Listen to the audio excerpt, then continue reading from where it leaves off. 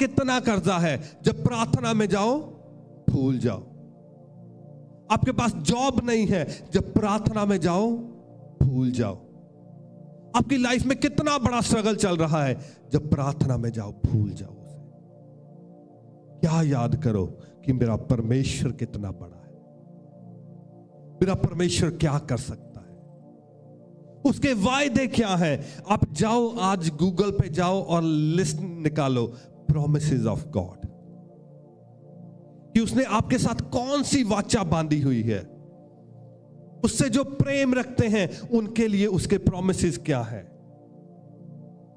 उसका print out निकालो और अपने घर में अपने रूम में निकाल लो, लगा लो उसका प्रिंट आउट निकाल के।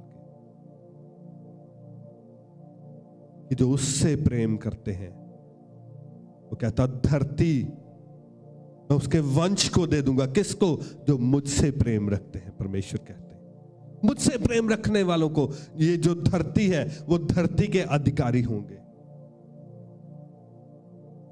और जब आप प्रार्थना में जाएंगे, आपको सभी नेगेटिव, जो सारा नेगेटिव बर्डन है आप लेके जा रहे हैं, आप नहीं कर पाओगे प्रार्थना।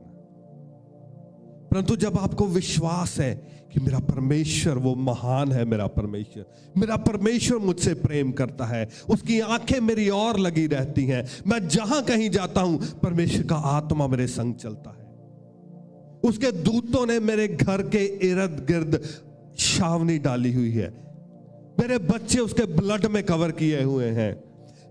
आज मेरे पास जॉब नहीं है, परंतु उसका वायदा है, वो मेरा चरवाहा है, वो मुझे हरी हरी घास की चराइयों में लेके जाएगा। आपका विश्वास क्या है? आपको पता है जब आप संकट में पड़े होते हैं तब आपका विश्वास परखा जाता है। जब आप when the grass is green, सब कुछ अच्छा चल रहा है, आपका विश्वास नहीं परखा जा रहा।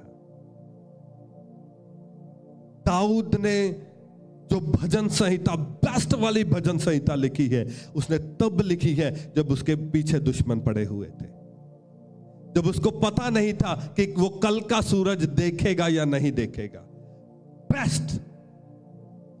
बेस्ट भजन संहिता उसने उस टाइम पे लिखी है, जब उसकी फैमिली ने छोड़ दिया था, उसका बेटा उसकी जान का दुश्मन बना हुआ था।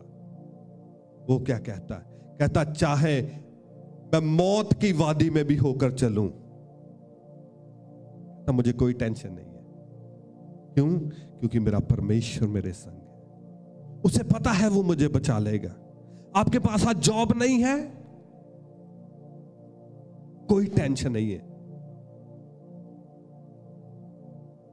आपकी बॉडी में कोई प्रॉब्लम है, कोई बीमारी है, कोई प्रॉब्लम नहीं है।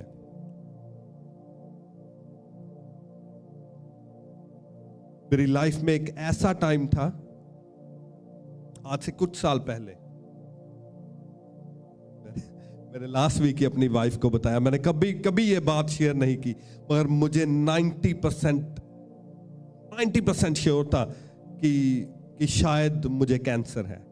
मेरी बॉडी में ऐसे सिम्टम थे कि मुझे लगता था कि शायद मुझे कैंसर हो गया है। और ये बात कम से कम आज से 8 या 9 साल पहले की है। और ये सिम्टम लगातार चलते गए, परंतु मैं कभी डॉक्टर के पास नहीं गया, कभी नहीं, मैंने किसी से शेयर नहीं किया। मैंने अपनी वाइफ को लास्ट वीक बताया, मैंने कहा एक टाइम था ऐसा, मुझे 99% मुझे श्योर था, परंतु उससे ज्यादा मुझे श्योर था कि परमेश्वर ने मुझसे अपना काम लेना है। मुझे यह श्योर था कि मैंने परमेश्वर के कामों को करना है, और अगर मैंने परमेश्वर के कामों को करना है तो ये कंडीशन मेरी बॉडी में नहीं रह सकती। और वो सिम्टम चले, वो सालों साल चलते गए, और एक टाइम पे मुझे नियरली 99% श्योर था। फिर मैं सोचता था चल ठीक है, नेक्स्ट वीक जाऊंगा, ओके एक बार चेक करा लेता हूं। फिर मैं नहीं यार, आप कई बार लेजी हो जाते हो। आपने अपनी लाइफ परमेश्वर को दी होती है, आप बिजी होते हो परमेश्वर के कामों में। ओके अगर मैं जाऊंगा, मैं अपॉइंटमेंट बुक करूंगा, मेरा प्रेयर का टाइम जो है वो प्रेयर का टाइम चले जाएगा। और नहीं गया मैं, और धीरे धीरे धीरे वो सिम्टम वो इंप्रूव होने स्टार्ट हो गए, और आज 0 सिम्टम है मेरी लाइफ में, 0 सिम्टम, और खुद चेंज हो गए। और मैंने ट्रस्ट में, मैंने उसके लिए कभी प्रार्थना भी नहीं की, आज तक मैंने प्रार्थना नहीं की कि परमेश्वर मुझे ऐसे सिम्टम लग रहे हैं, मुझे लगता है कि मुझे कैंसर है, प्रभु ये हो जाएगा, मैंने तेरे काम करने, मुझे बचा, ये कर वो कर। नो, मैंने आज तक प्रार्थना नहीं की उन सिम्टम्स के लिए, और वो खुद ब खुद चले गए। क्यों? क्योंकि मेरे अंदर विश्वास था कि परमेश्वर ने मुझसे अपने कामों को लेना है, और मैं परमेश्वर के कामों के लिए अपने आप को प्रिपेयर करता रहा, और एक दिन वो सिम्टम फिनिश हो गए। और लास्ट वीक मैंने अपनी वाइफ को बताया कि मुझे ये सिम्टम थे, और इतनी देर चले, और अब वो चले गए, मैं आज तुझे बता रहा हूं। कई बार आप शेयर कर लेते हैं ऐसी चीजें, फिर वो जो घर वाले होते हैं उनको ज्यादा टेंशन होती है आपकी, वो नहीं ऐसे कर लो, ऐसे कर लो, और आप सोच के देखो, आप चले जाओ और वहां से निकल आए कुछ, तो आपकी रिपोर्ट में आ जाए वो, अब कीमो कराओ, ये कराओ, वो कराओ, आप फंस गए फिर उधर। मैं आपको ये नहीं कह रहा कि आप भी वो करो जो मैंने किया है, अगर आपको कुछ लगता है जाओ टेस्ट कराओ, वो मेरा केस था, वो डिफरेंट केस था, वो हो सकता आपका ना हो वो केस, मगर वो मेरा केस था, और मैंने सोचा कि मैंने उसको कैसे टैकल करना है। और ऐसे नहीं है कि मेरा विश्वास बहुत बड़ा था, कभी आपके पास टाइम नहीं होता इन चीजों के लिए, आप बिजी होते हो, पर एक विश्वास होता है कि हाँ, मैं परमेश्वर के कार्य को करूंगा, मैं ना मरूंगा वरन जीवित रहूंगा, और परमेश्वर के कामों का वर्णन करता रहूंगा। वो कहता अपने कामों के बिना मुझे दिखा, प्रूव कर कि क्या तुझ में विश्वास है, और कहता मैं अपने कामों के द्वारा तुझे बताऊंगा और तुझे दिखाऊंगा। और जब आपको विश्वास होता है, आपके कर्म डिफरेंट होते हैं। आप अपनी लाइफ को परमेश्वर के कामों के अकॉर्डिंग चलाते हैं। आप परमेश्वर के काम अपनी लाइफ के अकॉर्डिंग नहीं करते कि ओके मैं इतने बजे काम फिनिश करता हूं तो मैं चर्च में जाऊंगा, ओके मैं सैटरडे को काम करता हूं तो मैं ये नहीं कर सकता, ओके मैं इतने घंटों के लिए चर्च जा सकता हूं, मैं बहुत बिजी हूं, मैं एवेंजलिज्म नहीं कर सकता। नो, जब आपके अंदर विश्वास होता है, आपके कर्म परमेश्वर के कामों के अकॉर्डिंग होते हैं, उस विश्वास के अकॉर्डिंग आप कार्य को करते हैं। आप ये नहीं कहते कि मैं बिजी हूं, मेरे पास प्रार्थना करने का टाइम नहीं है। आप अपना उठना, वो कहता मेरा उठना और बैठना, वो सॉन्ग है ना, जबरदस्त सॉन्ग है, मेरा उठना बैठना। फिर आपका उठना और बैठना परमेश्वर के वचन के अकॉर्डिंग हो जाता है। उठना कैसे? आपका सारा दिन टाइम नहीं लगता प्रार्थना करने का, आप कहते हैं मैं सारा दिन काम पे रहता हूं। ओके, कितने बजे उठते हो? 7 बजे। 5 बजे क्यों नहीं उठते? फिर सुबह उठकर ये काम फिनिश क्यों नहीं कर देते? 2 घंटे प्रार्थना क्यों नहीं कर लेते? फिर और सारा दिन आप बिजी हो, ठीक है, मान लिया बिजी हो, सुबह 5 बजे उठो। फिर ओके, मैं 5 बजे काम पे निकलता हूं, 3 बजे उठो। फिर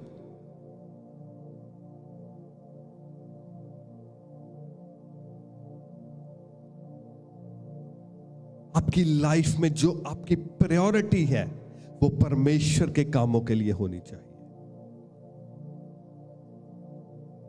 आपकी प्रायोरिटी आपकी जॉब नहीं, आपका बिजनेस नहीं, आपके बच्चे नहीं, आपकी वाइफ नहीं, आपका हस्बैंड नहीं, आपकी लाइफ नहीं, आपकी बॉडी नहीं।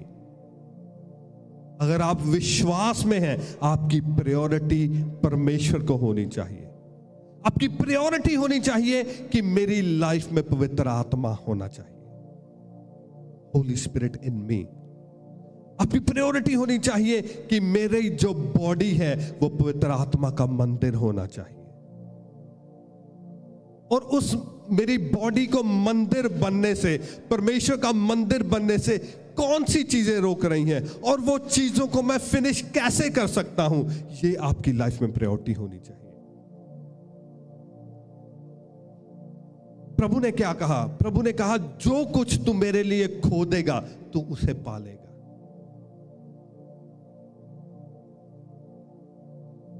कहता क्या? जो कुछ तू मेरे लिए खोदेगा वो पालेगा।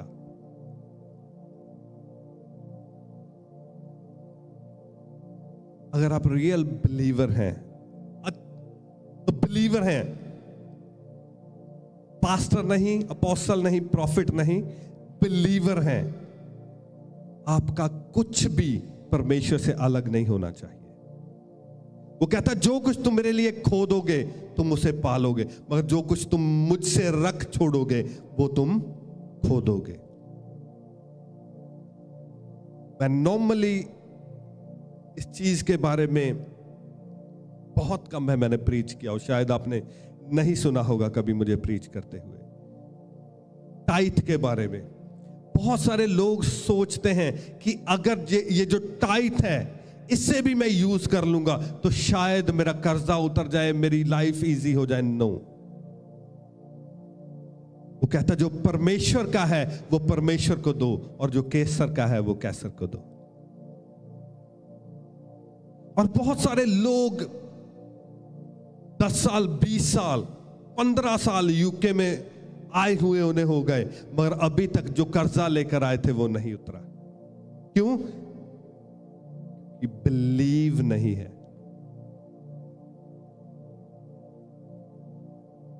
बिलीव नहीं है कि अगर जो टाइथ है अगर हम इसे भी यूज कर लेंगे तो शायद हमारी लाइफ इजी हो जाए। आपने क्या किया? आपने विश्वास नहीं दिखाया, उधर आपने विश्वास नहीं दिखाया और आपने वो यूज कर लिया। वो क्या किया? आपने वो परमेश्वर से अलग करके रखा और परमेश्वर की ब्लेसिंग उस चीज पर नहीं आ पाई। कई लोग अपने बच्चों को प्रार्थना में इसलिए नहीं बिठाते कि अगर वो टाइम वो प्रार्थना में लगाएंगे तो वो उनकी पढ़ाई का जो स्टडी का टाइम है वो वेस्ट हो जाएगा। आप उन्हें खो दोगे, आपके बच्चे कहीं नहीं पहुंच पाएंगे।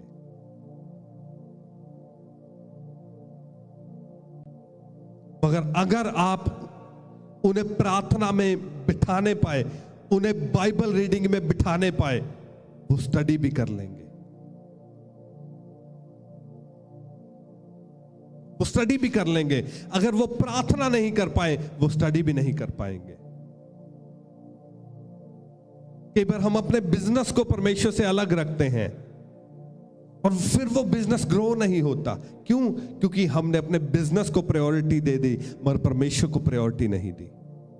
परमेश्वर से हमने छुपा लिया, अलग कर लिया।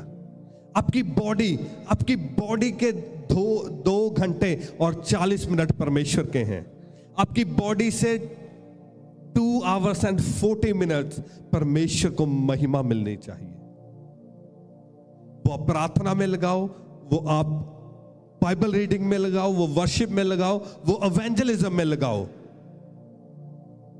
मिनिमम 2 hours and 40 minutes परमेश्वर के काम में लगने चाहिए। पर हमने अपनी बॉडी को किसी और काम में लगा लिया।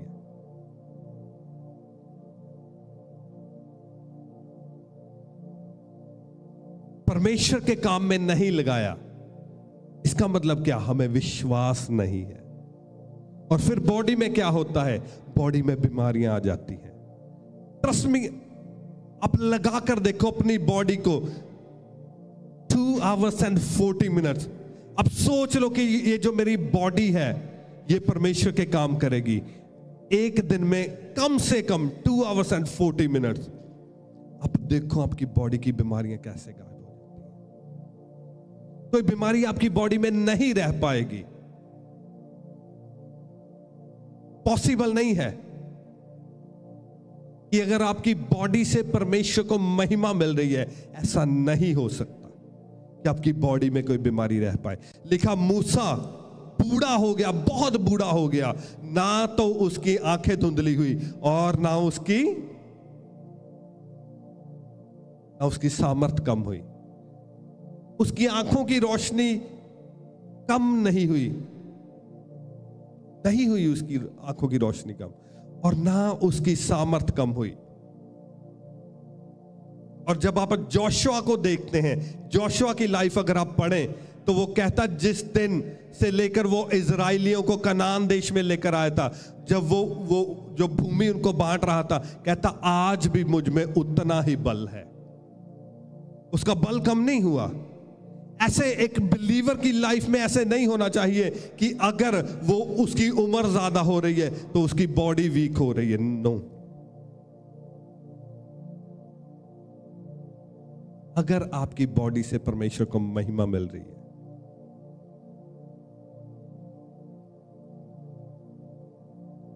और ये मैं एवरी डे अपनी लाइफ पे डिक्लेयर करता हूं कि जैसे ना तो मूसा का बल घटा ना उसकी आंखें धुंधली हुई, परमेश्वर मैं तेरी महिमा करूंगा, और बूढ़े होने तक ना तो मेरा बल घटेगा और ना मेरी आंखें धुंधली होंगी।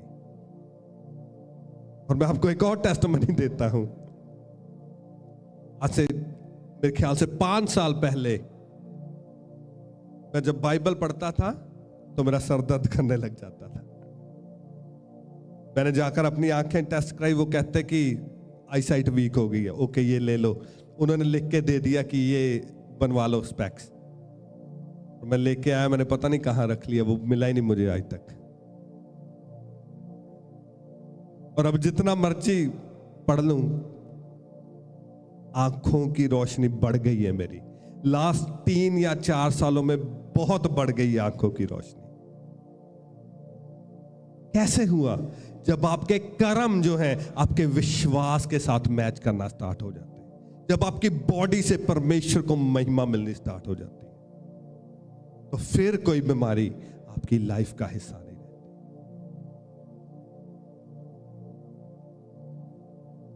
ऐसे नहीं होना चाहिए कि अगर आप नॉन बिलीवर्स के साथ काम करते हैं तो आपके कामों में और जो नॉन बिलीवर्स आपके साथ काम कर रहे हैं कोई फर्क ना हो, आपकी लैंग्वेज में और उनकी लैंग्वेज में कोई फर्क ना हो। That is not possible.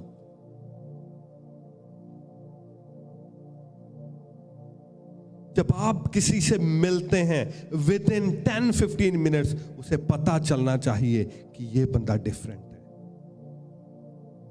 आपके कामों से, आपकी बोलचाल से, आपके चाल चलन से यीशु दिखने चाहिए।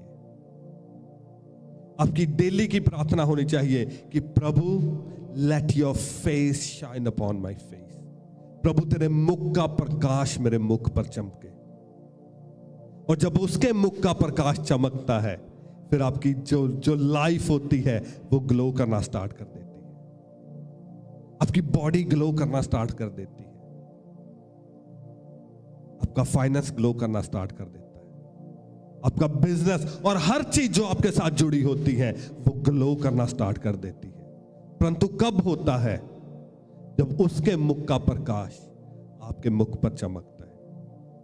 आपको पता है जो मून है, जो चांद है, उसकी अपनी कोई लाइट नहीं है, परंतु जब आप उसको रात को देखते हैं वो आपको ब्यूटीफुल लगता है। क्यों? क्योंकि सूर्य का प्रकाश उसके जो चांद है उस पर चमकता है और वो ब्यूटीफुल लगता है, वो ब्राइट लगता है, वो ग्लो करता है। ऐसे ही जब परमेश्वर यहोवा के मुख का प्रकाश आपके मुख पर चमकेगा तो आप सोच के देखो, जो हजारों लाखों सूर्य उसके मुख के प्रकाश का मुकाबला नहीं कर सकते, जब उसके मुख का प्रकाश आपके मुख पर चमकेगा तो कैसा होगा? It's gonna be beautiful. आपकी लाइफ ब्यूटीफुल हो जाएगी, आपके रिलेशनशिप्स ब्यूटीफुल हो जाएंगे और सब कुछ जो आपके साथ जुड़ा हुआ है वो ब्यूटीफुल हो जाएगा। परंतु कब होगा? जब आपके कर्म आपके विश्वास के साथ मैच करने लग जाएंगे, उससे पहले नहीं होगा।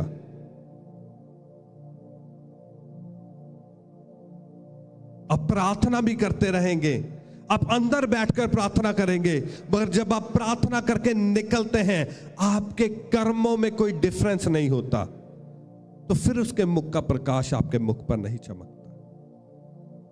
जैसे मैंने बताया, मैं सालों साल चर्च जा रहा था और आ रहा था, मगर कर्मों में कोई डिफरेंस नहीं था। मगर जब कर्मों में डिफरेंस आया तो परमेश्वर ने यूज करना स्टार्ट कर दिया। तब लाइफ चेंज हो गई। जब लाइफ चेंज हो गई, जब जब कर्म चेंज हो गए तो फिर लाइफ भी चेंज हो गई।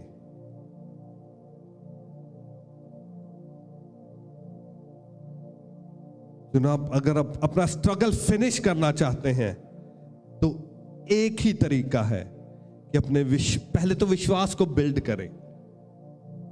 विश्वास भी होना चाहिए कि परमेश्वर है और परमेश्वर आपसे प्रेम करते हैं।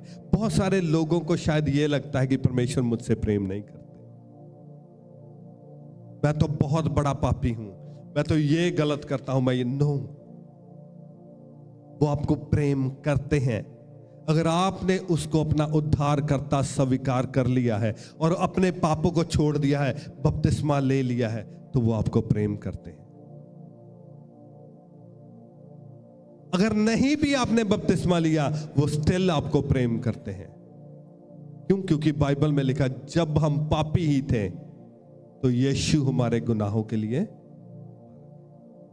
जब हम पापी थे, इसलिए उसने हमें प्रेम नहीं किया कि हम बहुत अच्छे काम कर रहे हैं। उसकी नेचर में है लव करना, उसकी नेचर में है, ही कांट हेल्प इट। वो नहीं कर सकते, वो आपको हेट नहीं कर सकते। क्यों? क्योंकि उसकी नेचर में है लव करना। ऐसे ही जब आप उसके रेवलेशन में बढ़ते चले जाते हैं, अब धीरे धीरे जीसस की तरह होते जाते हैं। और जब आप धीरे धीरे जीसस की तरह होते जाते हैं, आप किसी से नफरत नहीं कर पाते। ट्रस्ट मी, जो लोग उस लेवल पे हैं, आप समझ पा रहे होंगे कि आज से 10 साल पहले आपसे कोई कुछ थोड़ा सा कह देता था तो आप ऑफेंड हो जाते थे, मगर अब आप कहते हैं अब मुझे गुस्सा ही नहीं आता। ये लोग ऐसा एक्सपीरियंस कर पा रहे होंगे कि अब मुझे गुस्सा नहीं आता, कोई जो मर्जी कहते मुझे गुस्सा ही नहीं आता। क्यों? क्योंकि आपकी नेचर धीरे धीरे जीसस की तरह हो रही है। वो कहता हम अंश अंश करके उसकी ग्लोरी में बढ़ते चले जा रहे हैं। अंश अंश करके धीरे धीरे हमारा स्वभाव चेंज हो रहा है। जब स्वभाव चेंज हो रहा है, हमारे काम चेंज हो रहे हैं। और एक वचन मैं आपके लिए और पढ़ूंगा। 1 Corinthians chapter 4:20 मेरी फेवरेट वर्स है ये। 1 Corinthians 4:20, पहला करंथियों उसका 4 अध्याय और उसकी 20 आयत लिखा, क्योंकि परमेश्वर का राज्य बातों में नहीं परंतु सामर्थ में है। उसका राज्य बातों में नहीं है, उसका राज्य सामर्थ में है। अब जब आपको विश्वास है और आप कर्म भी कर रहे हैं, अब आपने कर्म करने स्टार्ट कर दिए हैं, तो आपके लिए नेक्स्ट लेवल है। वो कहता है उसका राज्य बातों में नहीं, उसका राज्य सामर्थ में है। जब आप कार्य कर रहे हैं, आपके कार्य सामर्थी होने चाहिए। सामर्थ में, पावर में होने चाहिए। जब आप कार्य कर रहे हैं, आप प्रार्थना कर रहे हैं, आपकी प्रार्थना पावरफुल होनी चाहिए। आप किसी से मिल रहे हैं, आपको आपके पास्टर की जरूरत नहीं है। आप कहेंगे भाई इधर आ, तुझे क्या है, कैंसर है, चला मैं तेरे लिए प्रार्थना करता हूं। प्रार्थना करेंगे, वो हील होगा।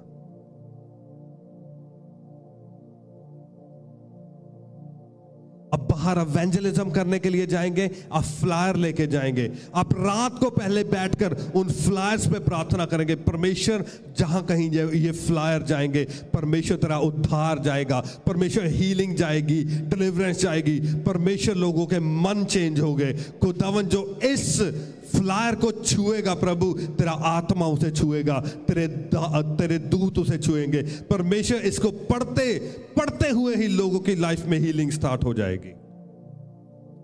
और आप देखेंगे लोगों की लाइफ को चेंज होते हुए। आप किसी से फोन पे बात कर रहे हैं, किसी नॉन बिलीवर से फोन पे बात कर रहे हैं, आप मौका ढूंढेंगे कि ओके मुझे 10 मिनट हो गए बात करते हुए, अभी मुझे मौका नहीं मिला। मगर जैसे ही आपको मौका मिलेगा, आप उसे सुसमाचार दे देंगे। आप बस में जा रहे हैं, आप किसी के साथ बैठे हुए हैं, आप उससे टाइम पूछेंगे, हेलो हाय करेंगे और पूछेंगे कैसे लाइफ चल रही है। और विद इन 10 मिनट आपका जो मोटिव, आपका मिशन होना चाहिए स्पेशल फोर्सेस की तरह कि मैंने इसको वचन सुनाना है। आपका मोटिव होना चाहिए कि यस, इसकी जो सोल है, अगर मैंने इसको सुसमाचार नहीं दिया तो ये नरक में चला जाएगा। तो आपका मिशन है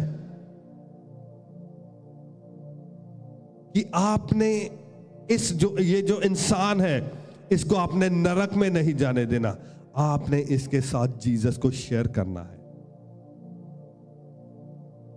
पर उसकी तैयारी आप एक रात पहले करके जाएंगे। आप रात को प्रार्थना में बैठेंगे, आप कहेंगे परमेश्वर मुझे सामर्थ दे प्रभु, मुझे मसा दे, मुझे अनॉइंटिंग दे प्रभु, मुझे डिवाइन अपॉइंटमेंट्स दे प्रभु। मैं कल को जब घर से निकलूं मुझे कोई मिले जिसे मैं सुसमाचार सुनाने पाऊं। और आप डरेंगे नहीं, आप डरेंगे नहीं, आप दलेरी से सुसमाचार देंगे।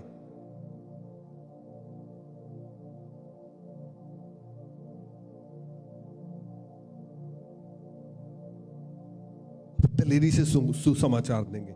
आप आगे नहीं देखेंगे कि ये बंदा कौन है, ये मिलियनियर है, ये बिलियनियर है, ये प्राइम मिनिस्टर है, ये प्रेसिडेंट है, ये सऊदी अरेबिया का किंग है, ये यूएई का शेख है। आपके लिए कोई मैटर नहीं करता।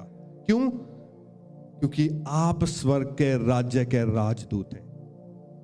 You are the ambassadors of haven.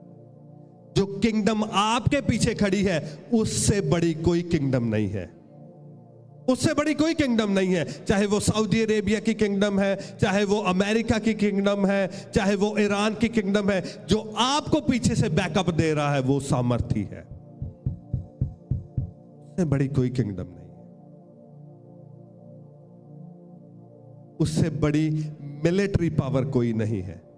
जब आप घर से निकलते हैं, अगर आप रात को प्रार्थना करके निकले हैं, आपको पता है कि दूतों की एक पलटन आपके साथ जा रही है।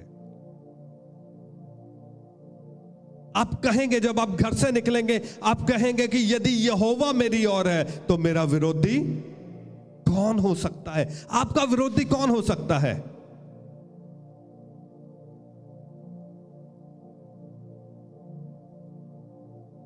दलेरी से सुसमाचार सुनाएंगे, फिर पता चलेगा कि क्या आपका विश्वास जिंदा है या आपका विश्वास मर चुका है।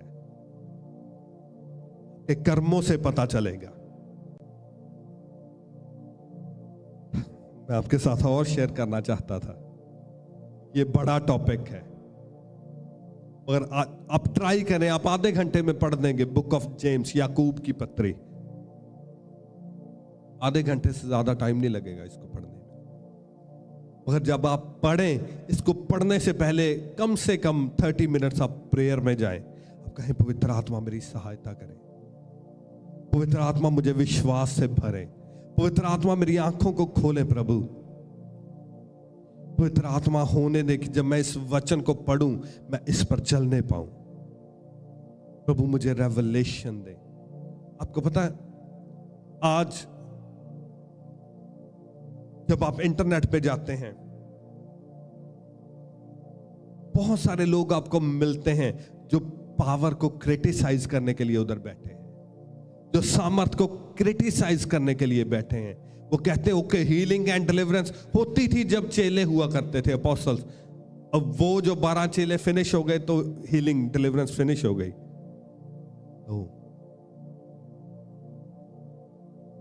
वो सामर्थ को क्रिटिसाइज करने के लिए बैठे हैं। मगर आपकी लाइफ का जो मकसद क्या होना चाहिए? टू रिसीव पावर,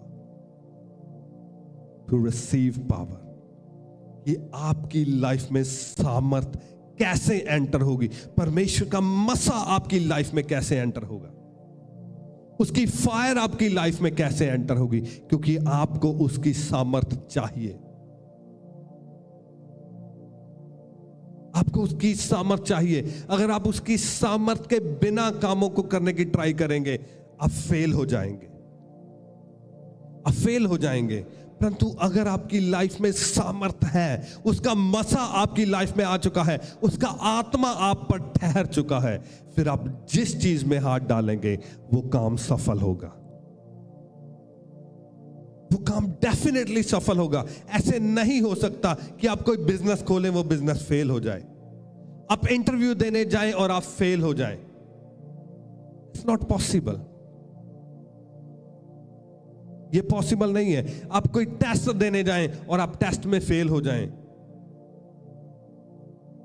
परंतु जब सामर्थ की कमी होती है तब आप फेल होते हैं, तब आप फेल होते हैं। आप फेल होते चले जाते होते। फिर आप सोचते हैं मैं तो प्रार्थना भी करता हूं, मैं तो चर्च भी जाता हूं, मैं टाइट भी देता हूं, परंतु मेरे काम क्यों नहीं होते? क्योंकि अभिषेक की कमी है।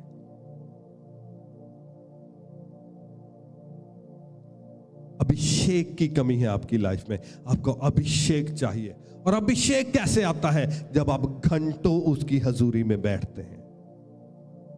You know there is a higher revelation and there is a lower revelation. Last week मुझे कोई पूछ रहा था, कहते पास्टर जी पास्टर के पैर छूने चाहिए या नहीं? कहते वो पास्टर कहते हैं कि पास्टर के पैर नहीं छूने चाहिए, कुछ कहते हैं वो पास्टर के पैर छूते हैं। तो क्या? मैंने कहा किसी को लोअर रेवलेशन है और किसी के पास हायर रेवलेशन। प्रभु ने कहा ये जो वचन है ये दो धारी तलवार है। हालेलुया, ये दो धारी तलवार है। किसी के पास सिर्फ हेड नॉलेज है, उसने बाइबल को पढ़ा, उसे हेड नॉलेज मिल गई, मगर एक बंदा था जिसके ऊपर आत्मा ठहरा हुआ था। उसको क्या मिला? उसको रेवलेशन नॉलेज मिली।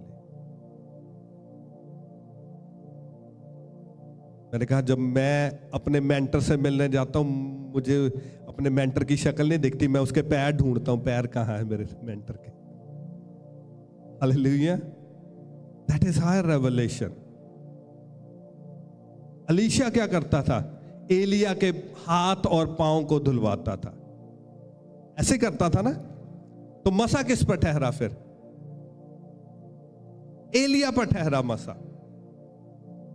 और अगर यह गलत होता तो फिर मसा किसी और पर ठहर जाता।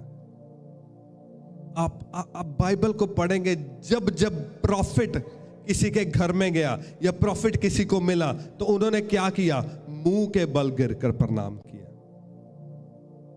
ये क्या है? That is a higher revelation. हमारे घर पर कोई भी परमेश्वर का दास जब आता है तो हम क्या करते हैं? सबसे पहले उसके पांव धुलवाते हैं। और हमने जब ये किया है, हमने अपनी लाइफ में चेंज देखा है। हमने परमेश्वर की जो ग्रेस है हमारी लाइफ में बढ़ती हुई देखी है, उसके मसे को बढ़ता हुआ देखा है, अपनी लाइफ में हमने तरक्की को देखा। ये क्या है? ये हायर रेवलेशन है।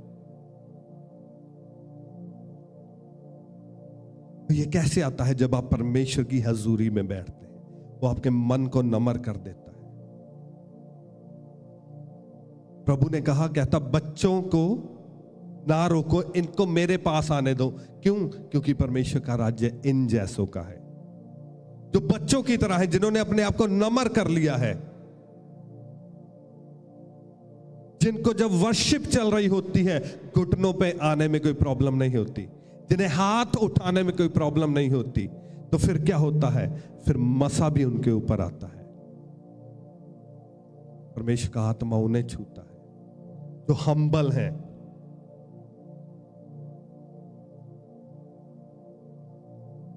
एक बंदा था ऑक्सफोर्ड में,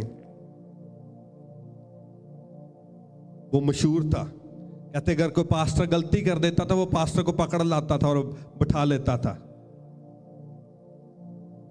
पास्टर जी तुसी आ गलती कर देती है, इत्थे आ गलती कर देती, माफी मंगो।